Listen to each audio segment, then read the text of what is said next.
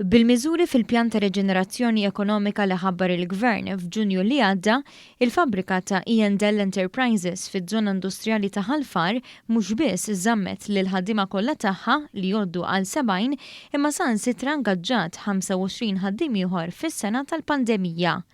Dan intqal waqt żjara li għamel f'din il-fabbrika l-Prim Ministru Robert Abela li ringrazzja lill-ħaddiema kollha tar-reżiljenza li jurew u għadhom qed juru matul dan iż-żmien.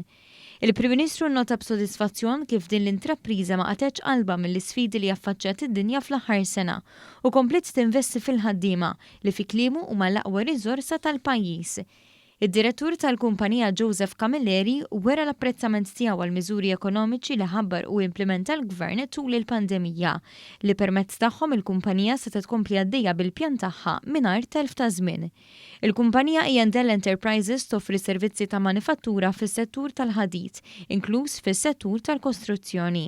Matul is-sena li għaddiet, il-kumpanija komplet tinvesti f'makkinarju ġdid fil-qtuħ tal-ħadid u tawwiġ tat-travi ta' isinn differenti.